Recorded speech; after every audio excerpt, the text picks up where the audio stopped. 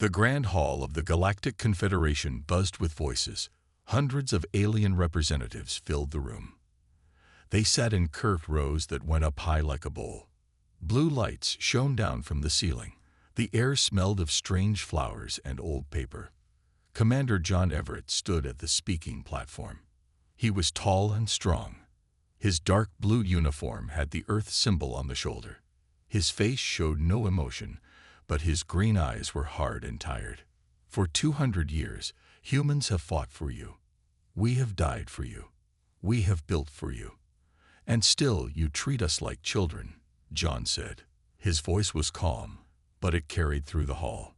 Today, I am here to tell you that humanity has had enough. The Zarkon representative, Zalter, waved a long, thin arm.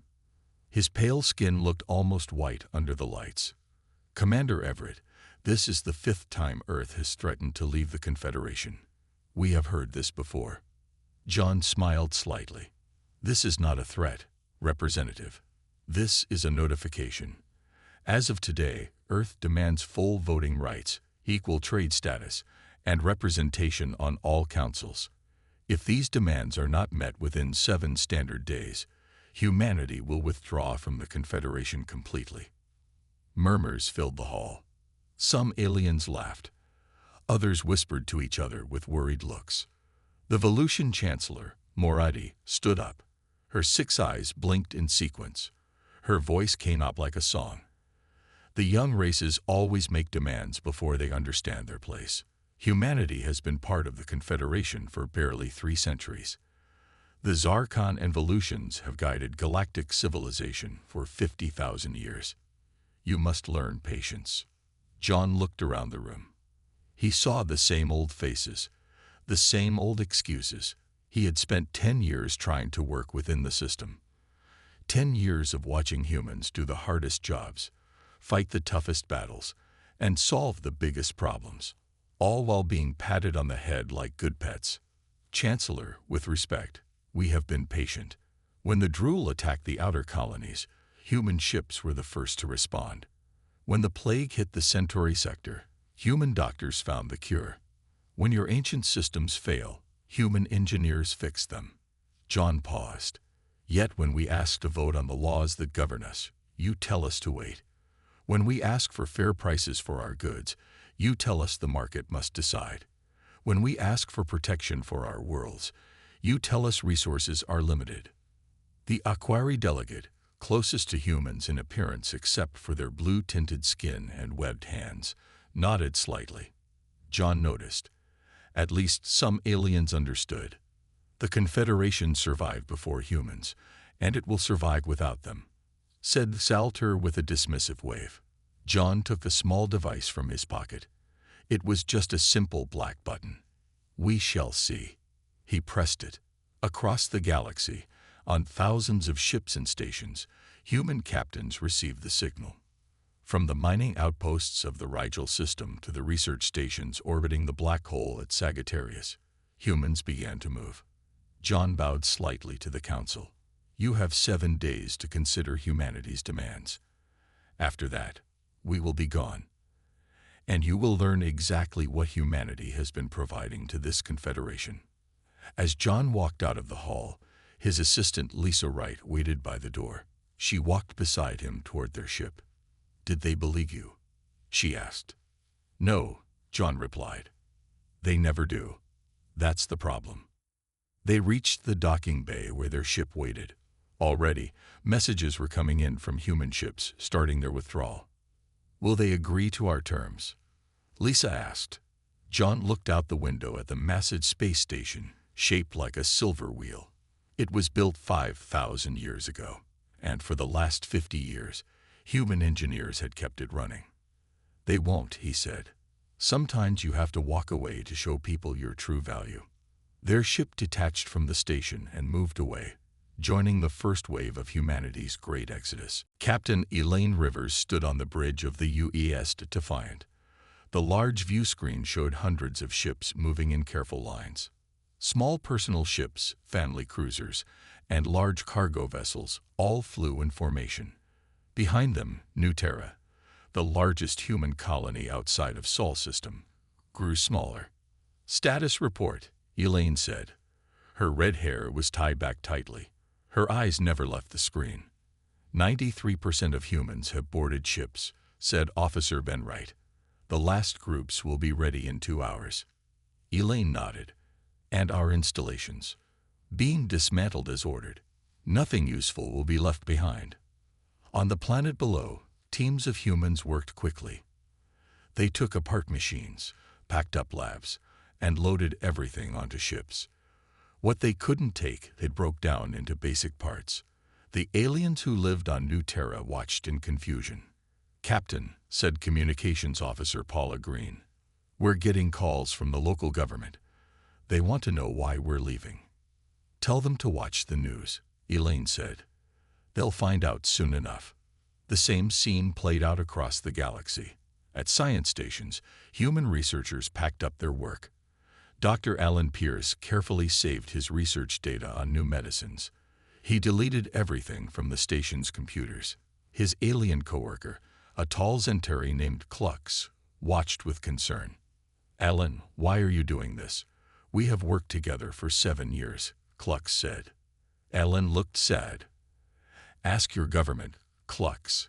Humans are tired of doing the work and getting none of the credit or rights." On the trade hub of Axion Prime, merchant Sam Kelly closed his shop. For 15 years, he had sold Earth foods and goods to aliens. His spices and coffee were famous across 3 sectors. "Please, when will you return?" asked a regular customer, a furry Melosian. "That depends on the Confederation," Sam answered as he locked the door for the last time. At the edge of human space, 5 days after Commander Everett's announcement, a meeting took place. Sofia Martinez sat nervously at a small table. As one of the few humans choosing to stay in Confederation space, she faced a difficult conversation. "You understand that we cannot guarantee your safety," said the Volusian official across from her. "Many will see you as a traitor to Earth." Sofia straightened her shoulders.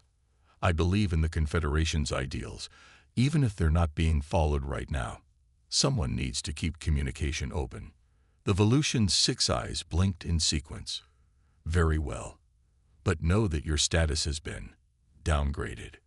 Back in Earth's solar system, ships arrived by the thousands. Earth's defense fleet guided them into organized patterns. Space stations expanded quickly with new modules to house the returning humans.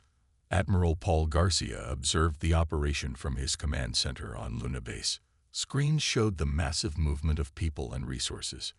"It's the largest organized migration in human history," said his aide. Paul nodded. "And the most important. The Confederation's deadline is tomorrow. Have we heard anything?" "No, sir." Complete silence. In the Confederation Council chambers, emergency meetings ran day and night. The Zarkon and Volusian leaders argued loudly. "We cannot give in to human demands," shouted Elder Exalter. "It would upset thousands of years of tradition." Chancellor Moradi seemed worried. "But the economic reports are troubling. Humans have already withdrawn 80% of their engineers. The Centauri power grid is failing. The Rigel mines are at 40% capacity without human equipment. They will come back when they run out of resources," Zalter insisted. In deep space, the last large transport of humans passed the border into Earth-controlled territory. Captain Jeff Daniels sent the confirmation to Earth Command. "That's it," he said to his crew.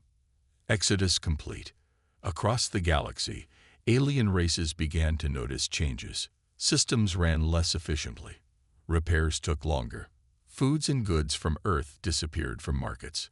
Military patrols had gaps without human ships.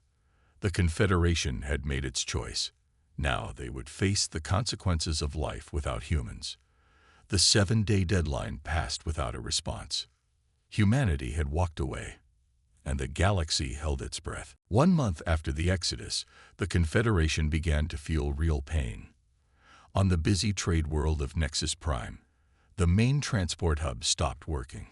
Thousands of ships waited in orbit, unable to land or unload their goods. The system just shut down, said the Centauri technician to his boss. "It was made by humans. None of us know how to fix it."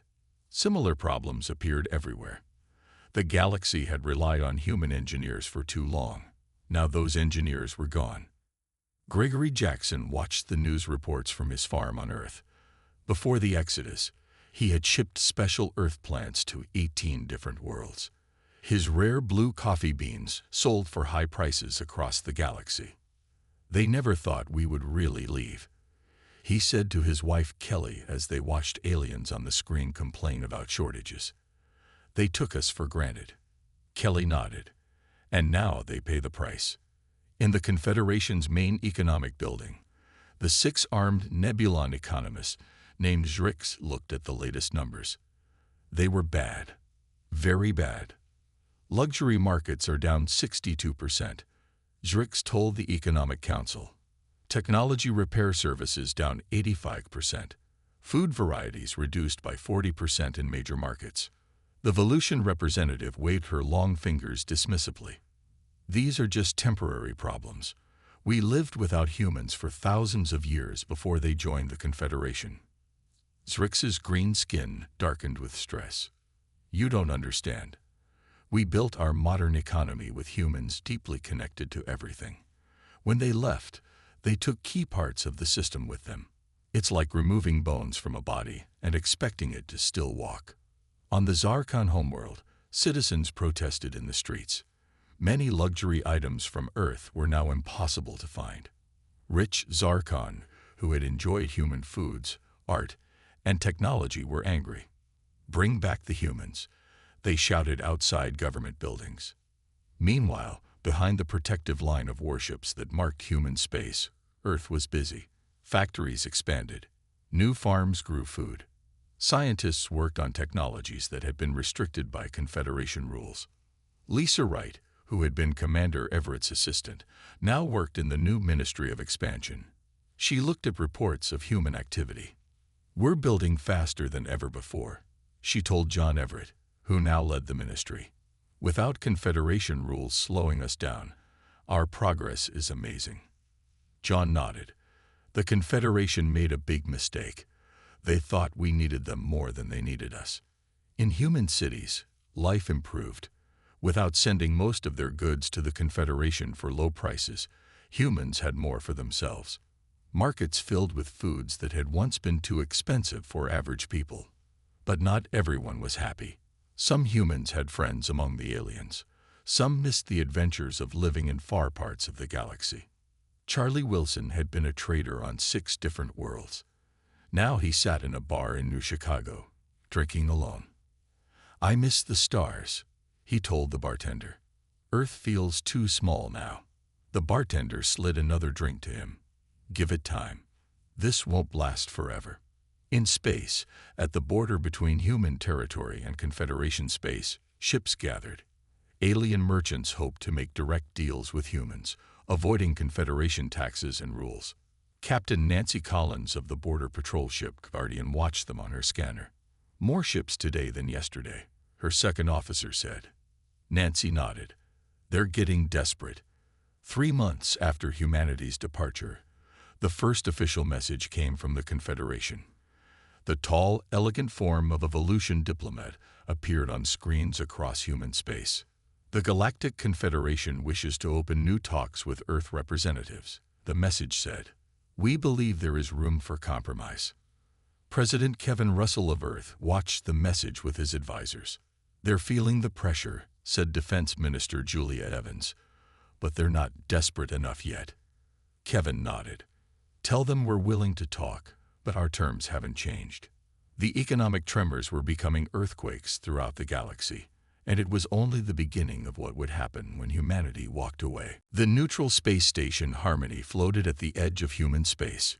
It was an old station, built by the ancient Mirakai race long before humans reached the stars. Today, it served as meeting ground. Vice Admiral William Harris represented Earth. He sat at one end of a long table. His uniform was crisp and new, with the Earth Defense Force symbol on the collar. His face was calm, but his eyes watched everything. Across from him sat Kelthor, the Confederation diplomat. Kelfor had purple skin that seemed to shimmer in the light. 4 arms were folded in front of him, while his 2 smaller arms held a datapad. The Confederation is prepared to offer humans greater trade rights, Kelfor said. His voice translator made his words sound musical, and a non-voting seat on the Minor Races Council. William smiled politely. That is far from what we asked for. You must understand our position, Kelfor said. Full voting rights would upset the balance of power that has kept peace for thousands of years. A peace that humans helped maintain, William replied. A peace that humans died for. Outside the meeting room, both sides had brought security teams. The human guards stood tall and strong. The Confederation guards, from the warrior Dravaki race, looked nervous. They had trained using human fighting techniques. Without humans to learn from, their skills were getting rusty. Back on Earth, President Russell listened to reports from the meeting. They're offering crumbs, said Foreign Minister Henry Davis. They still don't understand. They will, President Russell said. Time is on our side. Across the galaxy, some alien races began to see things differently. The Aquari, who had always been friendly with humans, called their representatives home from the Confederation Council. We stand with our human friends, said the Aquari leader in a public message. They have been treated unfairly. The amphibious Aquari had worked closely with humans for generations. Their water worlds had benefited from human engineering that the older races had ignored as unimportant. This caused panic in the Confederation Council. If one race left, others might follow. Meanwhile, at the human border, Captain Nancy Collins faced a new problem. Her patrol ship detected an unauthorized vessel entering human space. Alien merchant ship, you are entering restricted space, she sent over the communication system. Turn back immediately. The ship slowed but didn't turn. Please, came a desperate voice. We need to trade. Our world hasn't had fresh food in weeks. The Confederation supply ships aren't coming anymore. Nancy felt sorry for them, but rules were rules. I cannot allow you to enter. Return to Confederation space. We can pay in rare minerals, the voice said. Please. Our children are hungry. Nancy thought for a moment. I will send your request to Earth Command. Wait at the border. More such requests came every day. The border patrols couldn't handle them all. On the Confederation capital world, things were getting worse. The ancient systems that ran water, power, and air were breaking down. For centuries, human engineers had kept them running. Now, without humans, the older races struggled to understand their own technology. We have lost the knowledge of our ancestors, admitted Elder Xinta of the Zarkon to a private council. We became lazy and let humans do the hard work. In human space, life improved each day. Freed from unfair Confederation trade rules, human farmers and factory workers made more money. Cities grew. New ships launched from Earth's shipyards every week. Lisa Wright looked out her office window at the new Washington skyline. Construction machines worked day and night, building new towers. They still haven't agreed to our terms, John Everett said as he joined her by the window. They will, Lisa replied. The question is, how bad will things have to get before they do? On distant worlds, as systems failed and supplies ran short, alien races began to ask the same question. How long could the Confederation last without humanity? The diplomatic talks continued, but the Confederation's position weakened with each passing day. 6 months after humanity walked away, the Confederation military began to fall apart. On the great Volusian warship Eternal Victory, Admiral Thoskar stared at battle simulations with growing fear. Run it again, he ordered. His 6 eyes blinked nervously. The simulation played on the large screen. Confederation ships moved against an enemy force. They followed standard battle plans. And they lost. Again. I don't understand, said his second in command. These are the same tactics we've used for 50 years. Thoskar hit the table with his long fingers. Yes, tactics that human officers helped create. Tactics they knew how to use better than anyone. He pointed at the screen. Look here and here. Without humans leading these attack groups, the formation falls apart. Across Confederation space, similar problems appeared in all military units. For decades, human officers had made up 40% of tactical specialists in Confederation fleets. Now those specialists were gone. Foskar studied old records with growing alarm. He discovered something no one had noticed before. The battle plans all contained small weaknesses, weaknesses that human officers knew how to avoid, weaknesses that now left the Confederation open to attack. They built our military doctrine, he told the High Command. And they built in flaws that only they could see. Meanwhile, in human space, Major Frank Daniels led training exercises with Earth's expanded fleet. These exercises took place near the border, where Confederation observers could see them. Show them our new ships, Frank told his captains. Let them see what they're missing. The sleek new human warships moved in perfect formation. They used tactics never seen before. Their weapons fired with power and precision. On his command ship, Frank received a message from Earth Defense Headquarters. The Confederation is watching, it said. Good. Keep going. In a secure room on Earth, military leaders met with President Russell. Our intelligence reports show the Confederation fleet is operating at 62% efficiency, said General Maria Scott. Her gray hair was cut short, and she pointed at charts on a screen. Their training programs are failing without human instructors. And their defense systems? Asked the President. Getting worse every day, Maria replied. The maintenance programs designed by humans are showing interesting behaviors. Defense Minister Julia Evans smiled slightly.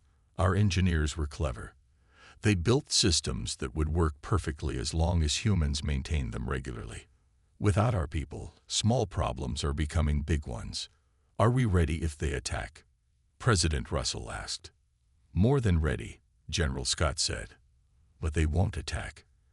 They know they can't win.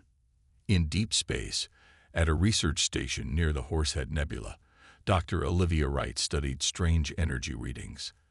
As Earth's top scientist studying alien technology, she had access to the best equipment.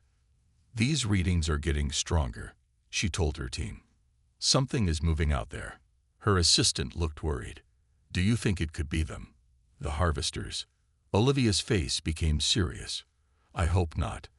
The Confederation barely defeated them last time, and that was with human help. The harvesters were cybernetic beings that had attacked the galaxy 200 years ago. They consumed technology and resources, leaving dead worlds behind. Only a combined force of all races had stopped them. Should we warn the Confederation? Her assistant asked. Not yet, Olivia said. We need more data. Back on the Confederation capital, Elder Xinta of the Zarkon met secretly with representatives from other races. The Aquari, the Zentari, and even some Volusians attended. We must face reality, Xinta said. His voice was low but firm. The Confederation cannot continue without humans. Our economy is failing. Our military is weak. Our systems are breaking down. What do you suggest? Asked the Aquari delegate. We must convince the Council to accept human terms. Full membership, equal rights, everything they ask for. The Volusian representative looked shocked. The old families will never agree. It goes against thousands of years of tradition. Xinta's eyes narrowed.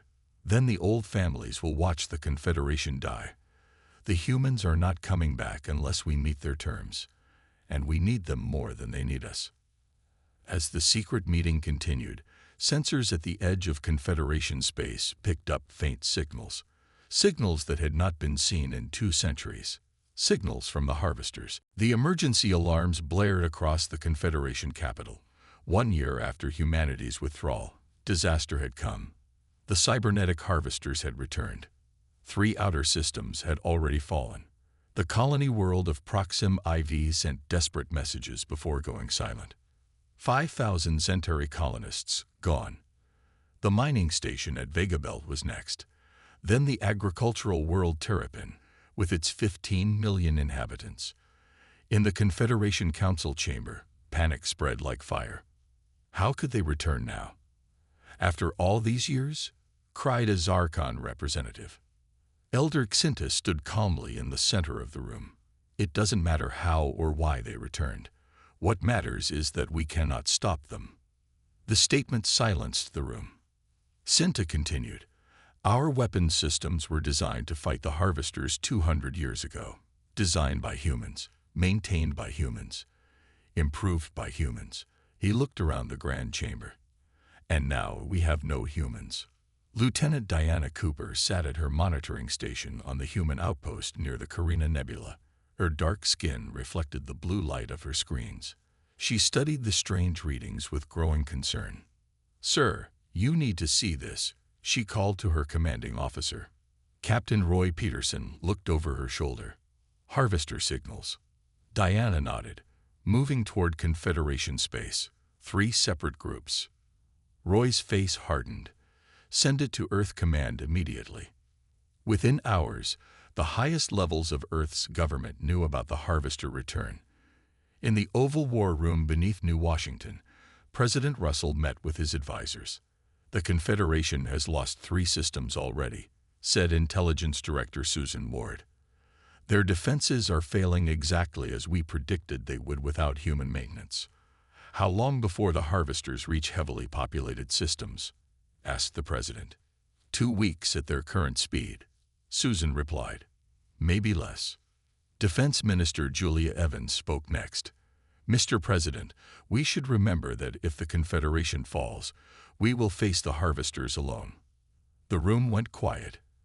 Everyone understood the stakes. The harvesters consumed everything in their path.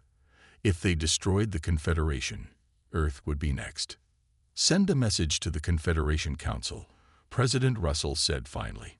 "Tell them we are aware of the harvester threat. Tell them we are prepared to help." "On what terms?" asked Foreign Minister Henry Davis. The president's eyes were firm and clear. "Our original terms. Nothing less." On the Confederation capital, the message from Earth arrived during an emergency session of the Council. Elder Xinta read it aloud. "This is our moment of decision," he told the gathered representatives. "Accept human terms and survive, or reject them and face the harvesters alone." Admiral Thoskar stood. "We cannot defeat the harvesters without humans. My military analysis is clear. We will lose. Billions will die.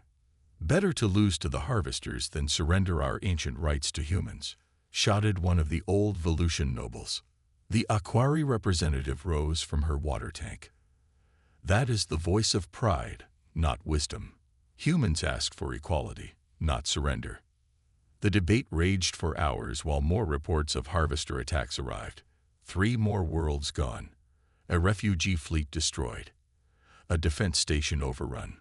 Finally, Elder Xinta called for a vote. The council chamber grew silent as the votes were counted.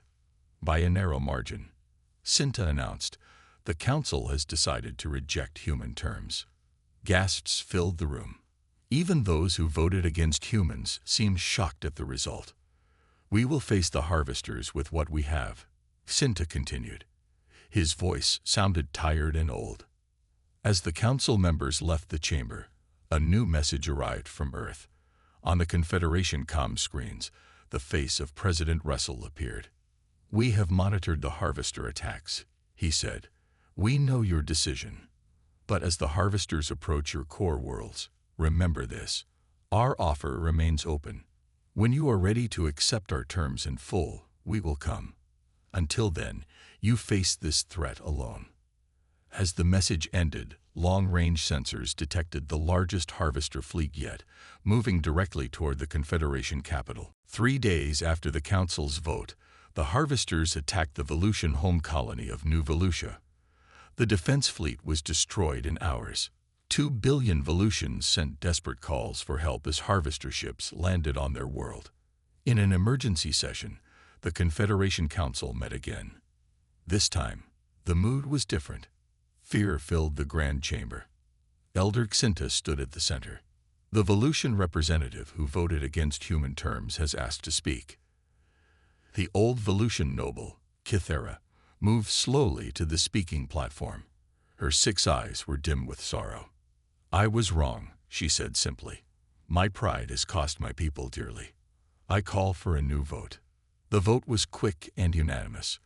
The Confederation would accept all human terms. Elder Xinta sent the message to Earth immediately. On Earth, President Russell read the message to his cabinet. "They've agreed to everything," he said. "Full membership, equal voting rights, fair trade terms, everything." "About time," said Defense Minister Julia Evans. "How soon can we deploy?" "Fleet Admiral Joseph Miller is already preparing," the President replied. "Our ships can reach New Volusia in 36 hours. Across human space, military units prepared for battle. Ships that had been training for months now loaded weapons and supplies. Soldiers said goodbye to their families." Fleet Admiral Joseph Miller addressed the combined fleet from his flagship, UES Determination. "For many years, humans fought for the Confederation with one hand tied behind our backs," he told his officers. "Today, we fight at full strength, as equals. Today, we show the galaxy what humanity can really do." The human fleet jumped into faster-than-light travel, heading for Confederation space. At the same time, a special team of scientists led by Dr. Olivia Wright traveled on the fastest ship available. "We have a theory about the Harvester's weakness," she told her team as they studied data, something no one tried last time. The human fleet arrived at New Volusia to find the planet under siege. Harvester ships, huge metal constructs that looked like jagged black stars, surrounded the world. They were draining energy and resources from the planet. Admiral Miller sent a message to the Confederation forces. "This is Fleet Admiral Joseph Miller of Earth. We are here to assist. Please coordinate your forces with ours." The Volusian commander, his ship damaged and his crew exhausted, responded with obvious relief. "Thank the stars you've come. We cannot hold much longer." "Follow my lead," Miller replied. Then he turned to his fleet communications. "All ships, implement battle plan Thunderstrike." The human fleet moved in perfect formation. Unlike the rigid patterns the Confederation used, the human ships flowed like water, constantly changing position. They hit the harvesters from multiple angles, never staying still enough to be targeted. Human weapons, more powerful than anything the Confederation had seen before, tore through harvester shields. The dark ships began to fall back from the planet. On the surface, human dropships landed with ground forces. Major Heather King led her soldiers through the ruins of a Volusian city. They found civilians hiding in underground shelters. "We're here to help," she told them in their own language. The Volusians, with their 6 eyes wide in shock, followed the human soldiers to safety. In orbit, Dr. Olivia Wright directed a special science vessel toward the largest harvester ship. "Their systems are connected through a network," she explained to Admiral Miller. "If we can disrupt that network with our new pulse technology, we might disable many of them at once." The science vessel moved into position. Around it, human warships provided cover, destroying any harvester that came close. "Ready to fire the pulse," Olivia said over the comm. 3, 2, 1. A wave of blue energy shot from the science vessel. It hit the main harvester ship and spread like lightning to the others. One by one, the harvester ships froze in space. The battle for New Volusia was over, but the war against the harvesters had just begun. And for the first time, the Confederation saw the true power of humanity unleashed. 6 months after the Battle of New Volusia, the war against the harvesters ended. The combined forces of humanity and the Confederation pushed the enemy back into the dark space they had come from. Dr. Olivia Wright's pulse technology had been the key, disrupting the harvesters' network and making them vulnerable. Now, a new era began. In the Grand Confederation Council chamber, a historic ceremony took place. Ambassador Edward Phillips walked down the center aisle. He was the first human to serve as a full ambassador to the Confederation. Behind him walked 20 human representatives, each ready to take their place on various councils. Elder Xinta waited at the front of the chamber. The old Zarkon's face showed genuine respect as Edward approached. Today, we welcome humanity as full and equal members of the Galactic Confederation, Xinta announced. His voice carried to all corners of the hall and was broadcast across thousands of worlds. Edward accepted the formal seal of membership. On behalf of Earth and all human colonies, we are honored to join as equals. Together, we will build a stronger galaxy for all. The hall filled with applause. Many of the older races still looked uncomfortable with the change, but they clapped anyway. The memory of the harvesters was fresh. Without humans, they would have lost everything. On the newly rebuilt Volusian colony of New Volusia, humans worked side by side with Volusians. Teams of human engineers taught Volusian students how to maintain their own systems. "We don't want you dependent on us," explained Chief Engineer Peter Johnson to a group of Volusian apprentices. "We want you to understand your own technology." One young Volusian raised her hand. "Why didn't humans share this knowledge before?" Peter smiled. "You never asked." And the Confederation had rules against sharing certain technologies. Those rules are gone now.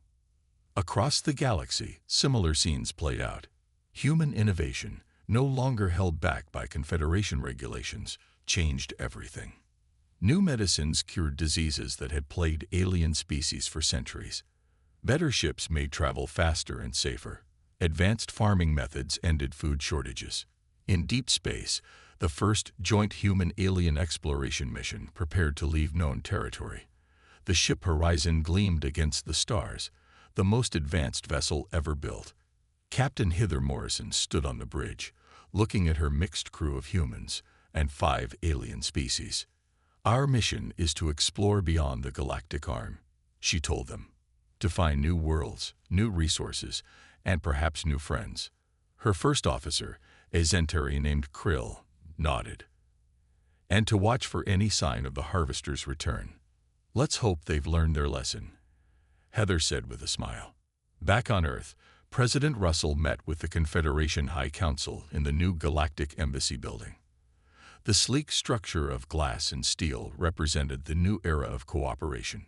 "Trade has increased 300% since the new agreements," reported the Nebulon representative. "All systems are showing growth." The Zarkon elder nodded. "But some of our people still struggle with the changes. Traditions that lasted thousands of years have been uprooted." President Russell understood. Change is never easy, but it was necessary. For all of us. That evening, John Everett stood on the balcony of his apartment in New Washington. Now retired from government service, he watched the lights of ships coming and going from Earth.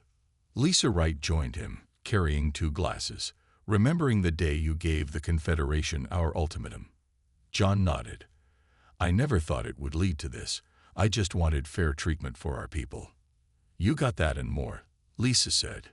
"You changed the galaxy." John looked up at the stars. Human ships now traveled freely. Human ideas spread without limits. Human voices were heard in the highest councils. "No," he said. "We changed it together. When humanity walked away, the galaxy held its breath. Now we're all breathing easier." In the years that followed, the galaxy changed more than it had in the previous 1,000 years. The old order faded as new voices rose. And at the center of it all stood humanity. Not conquerors, not saviors, but partners in a new and better future for all who shared the stars.